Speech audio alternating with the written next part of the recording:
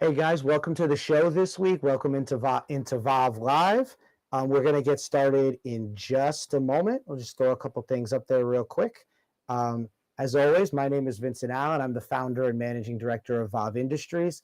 This week, we've got a treat for you. Good friend of mine, woman named Shaniece Roman. She is the founder of the Black Latina movement, originator of Black Latina the play, and a bunch of other stuff.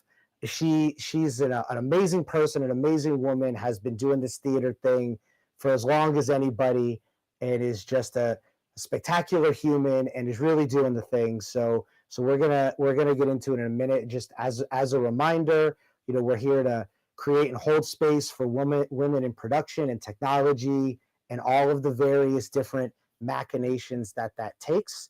So without further ado, we're gonna welcome in Crystal. Crystal, how you doing? Hey Vincent, how are you? Thank you so I'm much for having me. Of course I am great. It's a pleasure to have you on the program, and just catch me up. What have you been doing? What's going on with the Black Latina movement, and what are you guys doing these days? So we just had a performance yesterday, just a snippet of Black Latina. We haven't performed it in New York in maybe like 7 years because we've been touring with the show Right. nonstop since 2012. And I've just been blessed to go all over the country from the Smithsonian to Oregon State University to Penn State to Louisiana State University, and just been hitting the pavement with the show and the message. And then we also have our summit, which is the Black Latina Summit, and we always attach a different message or a different topic we want to focus on. So this Saturday Sure. we have children's books authors, some great authors, two great authors that are dear friends of mine as well. So not everyone can make it to New York, not everyone can go to some of the universities where Right. the tour is happening. So we also push our digital platform to our folks that want to know what's going on with the movement but can't always be available. So those are the things we have going on. So for the folks that obviously are touring it around everywhere, Yeah. all over the country, um, the idea of Black Latina is kind of anchored to New York in some ways, no? Like in Yeah. terms of like the vocabulary of it. How have you found that people have responded to both the subject matter and the just the verbiage, as you travel it nationally? I think that over the years, the term Black Latina is becoming more accepted because I think it's just been more comfortable to say Afro Latina. And Sure. for different reasons, I just think people are just understand it differently, or they might. There are people who use it as a way of removing like and having more anti-blackness, but some Sure. folks just have used Afro Latina for so many years, and I was more intentional at saying Black Latina. It's been well received. I've never received any pushback. I mean, obviously people would say like, well, what's the difference, or why do you use black and some people use Afro, and I always utilize that as a talking point to say why I use that way, and it kind of leverages understanding between us. But yeah, I think it's been pretty fine. I don't think anyone has ever really saw it negatively or thought I was, I mean, there was a time in the beginning years ago when people felt like I was creating more division between us. And those of us who were using anything like Black Latina was saying, oh, well, you're separating yourselves from the Latina community. That's creating more division. But obviously, we know because of some people who are whitewashing Latinas, and we're only seeing Right. white Latinas in Hollywood, that we Afro Latinas and Black Latinas have been forgotten. So it was my Sure. mission to kind of give us that space. Well, in so let's like kick it back to the beginning. Is somewhat of what you're doing or what you've been doing is kind of grounded in Shaolin, no? Yeah, yeah. Yeah, I mean knowing you, right? So much of what you talk about and what the show is about and what the various other film properties are about is grounded in the experience of Crystal, right? And if you don't know Yeah. her, she is an experience. Thank you, Vincent. Yeah, you are. You very much are. But it's really grounded in, for those of the people watching who may not be aware of the company or the various properties and things you've produced over the years. A lot of it is really grounded in your personal life and your personal experience. Is that fair to say? Yes, 100%. 100%. I think sometimes, well, I know for myself as a writer, It's always, for me, I just want to have that authenticity. So I want to speak from a place of knowing, or if not be my direct experience, one that I can understand or relate to or have really researched it, to have a more raw voice. So I know I'm not alone in some of these experiences. So I'm more comfortable now, obviously, to share in some of these spaces and voices. It wasn't always easy to kind of put your business on Front Street and then everybody look at it or read it or critique it. But throughout the years, I've been felt more comfortable as a woman to do that, and a woman of color, definitely. Well, let's talk about that for a minute. So obviously you've been doing this for a number of years, right? I mean, it's when we were working together, that's going back 10, Way 12 back. years, right? Let's going Yeah, back we a go minute. way back. We do, we do. And the way it was received primarily in the New York tri-state area, which there's a significant amount of, Black Latinx people here, right? How has your perspective shifted? How has the work changed? And how it sort of your experiences changed over that course of time? I think that now there's so much more liberation and a breath of fresh air. People really have been wanting to see this and have this voice, and now that it's more in the mainstream, it's just received with more love. I mean, I've always received love for it, but I think now there's this wanting or feeling of acceptance, so people kind of receive it more and want it. And I think that everyone's kind of getting a bit tired of like this really singular voice, and that we're not a monolith, that there's so many of us. So I think now, as the years have progressed, it's becoming larger than even myself. The buzz is just getting bigger and bigger, where people are like, oh my God, we just want this. There's this desire. It's the supply and demand is super heavy. How have you perceived um, the acceptance or maybe lack thereof in areas that are not super diverse? Like I think I saw a while back you were doing a talk and a performance in Utah, right? Yeah. And Yeah. and and that's, I mean, the All-Star game being there just this last weekend notwithstanding, it's not known as the most ethnically diverse place in North Hmm. America, right? So how, when you're in places like that, how is do you notice the perception changing? How does the dynamic change? I think that it's becoming more of a generational thing. So as the old generations are dying out and that have some of these you know, racist, or maybe not even racist, just these older ideas of how we should operate as a country.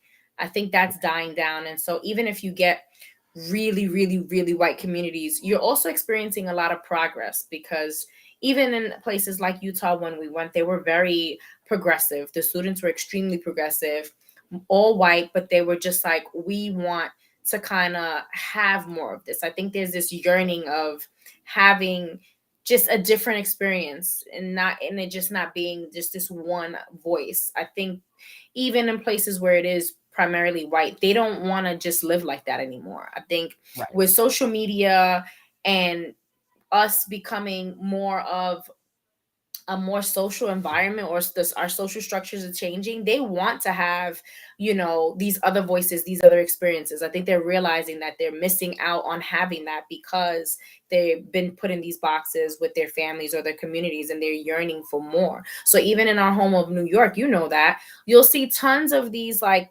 white kids from Wyoming or Michigan, and they'll come to New York just to go to school, and it's like, well, you have good schools there too, but they are yearning for that diversity. Right, then they all are aligned around the block outside of Magnolia Bakery, but that's another, that's kind of a New York area conversation. It's like none of us can get a brunch reservation because of all of those people you're talking about. Yes, Right. yes, yes, yes, yes. So let me pivot for a minute. So obviously we know about COVID and the pandemic and everything that's happened. How how did your business or how you presented things change over the last 3 years to before? Tremendously. Like, we didn't have, I mean, we had a digital presence, but not the way we have now. And it really, it kind of was like survival of the fittest. You had to really pivot and Right. really embrace social media, and not even just social media, but the digital world, whether it was Right. YouTube or streaming and different platforms. So It kind of was a blessing in disguise because I know that I needed to pivot to that, and it forced me to do that, something that I inevitably would have had to have done anyway.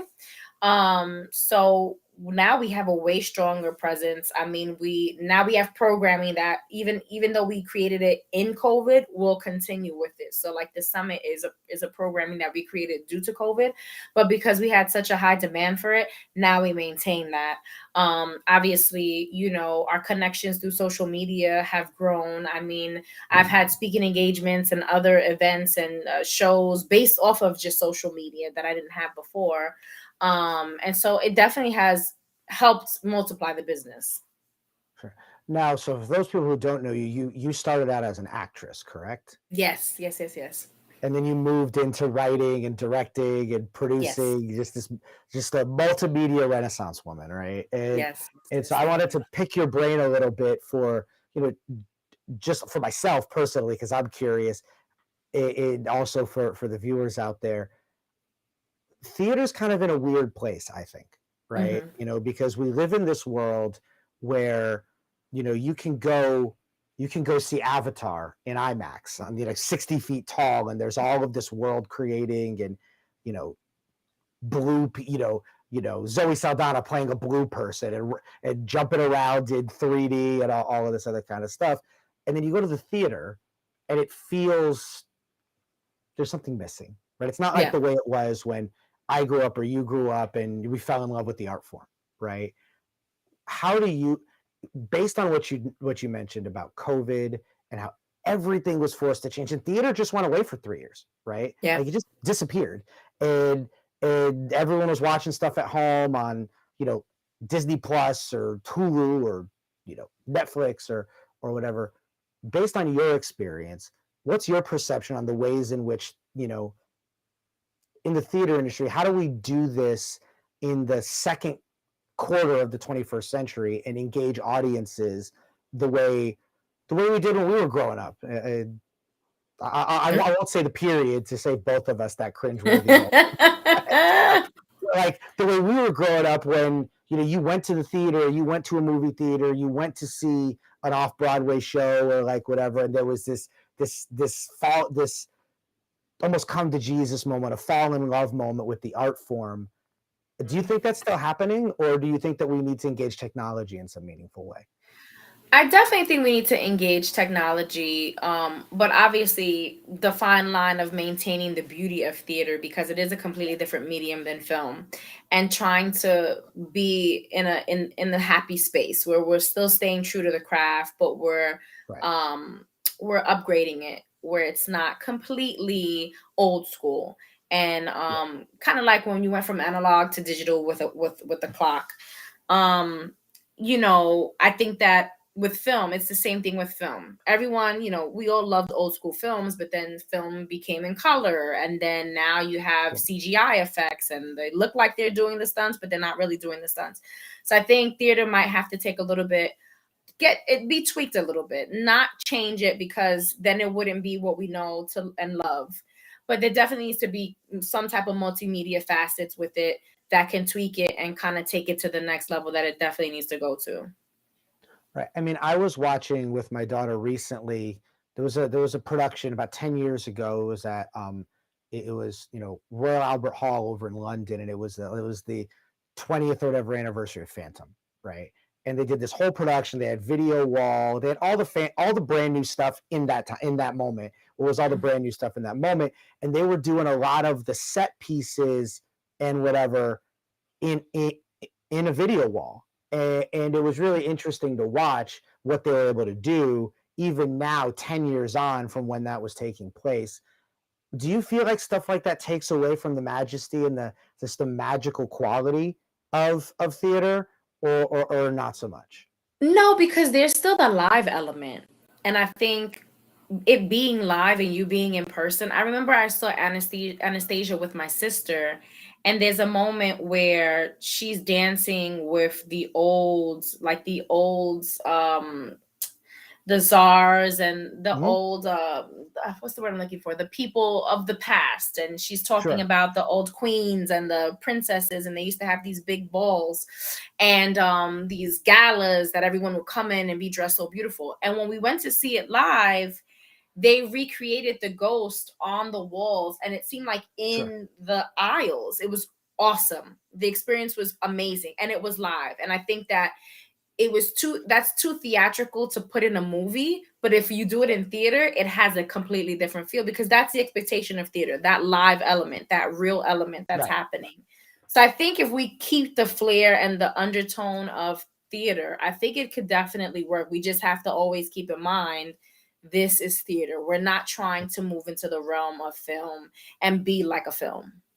I mean, do you think that that's what's going to happen though? Because I mean, I remember when I first started working in theater back in the day, like you had film guys and theater guys, and you didn't talk to each other, right?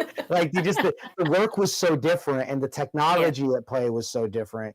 And then at some point along the way, you started doing these pre-shot packages for stuff that would get projected on a scrim or on a back wall somewhere, and you started doing all these, editing sound cues on like GarageBand or like whatever, Logic or Pro Tools, and that's became such a part of what it meant to do theater.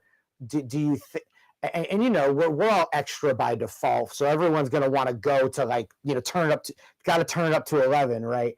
Don't you think that at some level we're going to end up doing a lot of that because that's what audiences expect now is theaters live, but people have spent so many years now watching something on you know Peacock or whatever, right? That that's their level of expectation now, and this idea of a show that happens in 4 acts plus an intermission. Like, do we still have the level of attention span in your opinion? I think so, because I think that you're always going to have the people who love traditional theater. Like Sure. Shakespeare is never going to go away. That type Never. of work, everyone's going to love it. So it's one of those things where it's like you'll always have the true to heart theater fans who are going to want that. I think it's just going to heighten the other players in the game, which are the actors, the set designers, the lighting techs, the sound designers. Like those people have to step it up too, because now there is that expectation. So how do we, it's like a battle or a fight. How do we hold on to our craft without having to kind of fold too much to the new Right. media stuff? Give elements of the new media, but step it up. Sure. I'm so glad you mentioned all of that because we get no love. Yeah. Right? It's so We get important. Yeah. very rarely do the tech people in the back, like we were black for a reason, and so we're supposed, like, if we do our jobs well, like as a lighting or a sound designer, if I do my job well, you don't actually know I exist, right? And so it's just the actors doing their thing on the stage, and you never even notice that you know the, the stage hands or the lighting guys or the sound guys exist. So I'm glad you mentioned that because it doesn't need to be a fight. Because I just want to have a good night. I'm totally kidding, but no. But I mean, it's so. Talk me through like how is for your company. Like you Mhm. mentioned how you had to pivot during COVID, right? So and you're keeping a lot of that stuff now. What are you guys doing, and what's in the pipeline to sort of continue to push stuff out either via social media or other mechanisms? And what are you guys doing to continue to leverage technology to allow you to reach a much broader audience? Well, now with our productions, we're just now flushing out newer ideas. Like we still have our theater, we still have Black Latina play of Mothers and Men on other shows, but thinking of ways of bringing those pieces to life with sets and sounds and lighting, and what does that look like? How we could recreate some of these scenes. Um, and I think that even if it wasn't, if digital media wasn't such a push, I still think that all productions need to kind of breathe new life into their pieces. That's just something you always have to do. You can't have the same lighting you had 20 years ago. Everything is new anyway, right? Like there's new technology even in what we're currently doing. So say we weren't going to go and using any new forms, we still have this. Nothing's the same anymore. All the lighting boards, all the sound board are completely different. Things are completely always evolving. So I think for us, we've just been in the stage of just flushing out ideas of how we think this will look or how we think this will sound, and collaborating. Collaboration is everything. Like when we talk about doing the new of Mothers and Men, and you and I even talked about working together, that was like my first thing. I respect other artists, so it's like, hey Vincent, what do you think about this? Like, what do you think we should do to the next level? Is trusting each other's expertise and trusting those in these arenas to say, you are at the head of your game. You know what looks good. You know the new media stuff, and you also know just the new things that are within that world, and trusting that you know what to do to take it to the next level. Because just like I want to go to the next level, you want to go to the next level. So it's having a tight team and everyone being the sharp tool in their respective crafts. Right. No, I think that's super important. I think, like, I've seen, I mean, you know this, like, you're an artist and you've been in the production world for a very long time, especially in theater. People are like recalcitrant, like nobody wants to change. And we all cut Mm-hmm. our teeth on those old dusty theaters with like a Mm-hmm. 35-year-old light board, and half of the stuff doesn't work. And Yep. you just have to make it up. I seem to remember at one of our shows back in the day where literally the power grid failed an hour before curtain, right? And we just had to figure it out. And I think that a lot of times people in our industry are resistant to that change because they've Mm-hmm. done it that way for so many years. Yeah. And old artistic directors and producing directors at the big theaters, they only know how to do it one way. So Right. how do we as people who are trying to drive change and trying to move things forward and get people to come back to the theater, right? I mean, I've been to several shows lately where it's a crapshoot between, is it going to be a sold out night or is it going to be a half sold night, right? Right. And Right. that never used to happen, right? Right.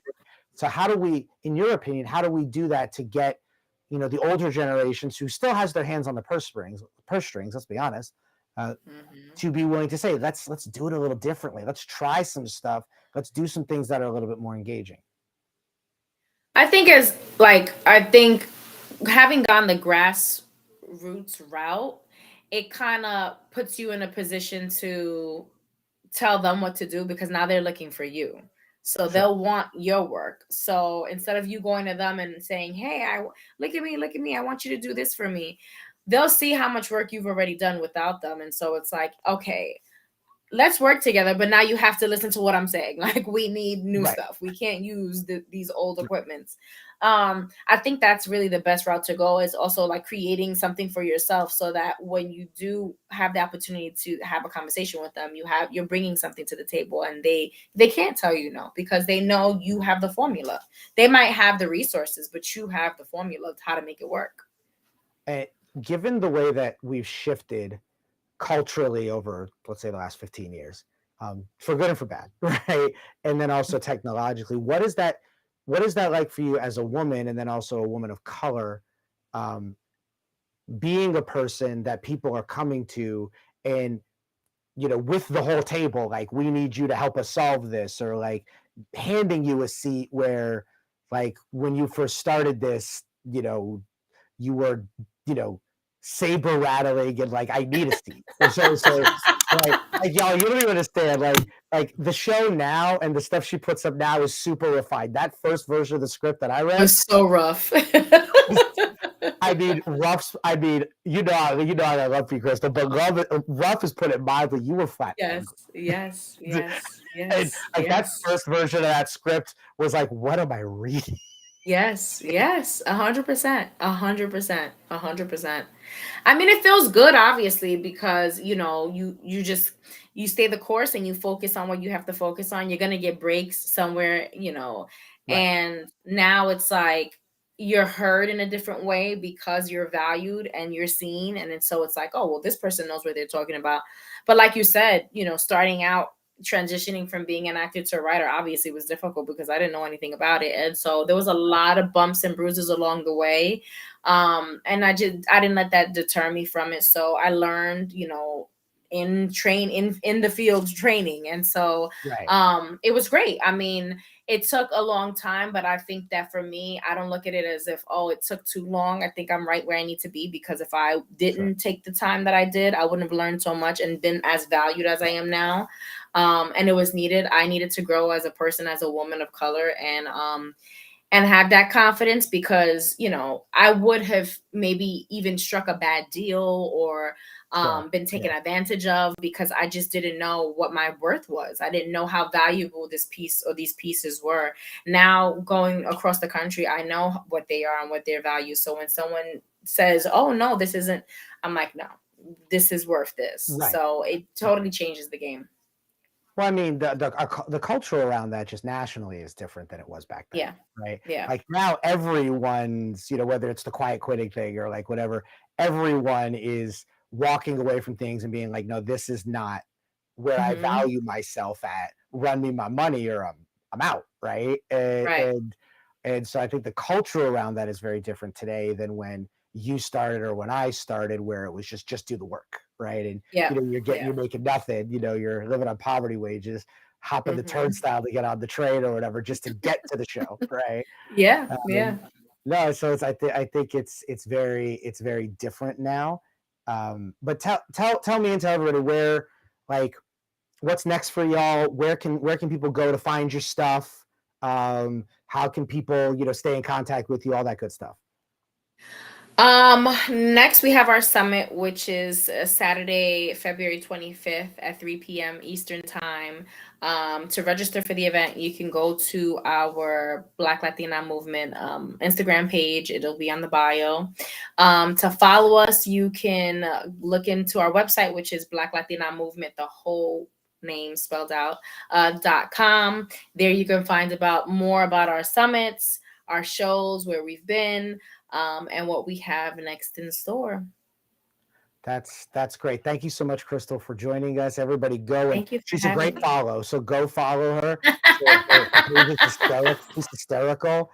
And but also just support the movement, and just continue to support us. Don't forget to like and Yes, subscribe as yes. we continue to talk about technology and production and all the stuff that's happening in this space, because there's a lot of really great things happening in this space. We're going to continue talking about it every week. So thank you so much for joining us, Crystal. Thank you for joining us. We look forward to seeing you next time. Just remember, VAAV Industries, va-av.com, and broadcasting out on all your social channels. Have a good rest of your evening and enjoy the weekend.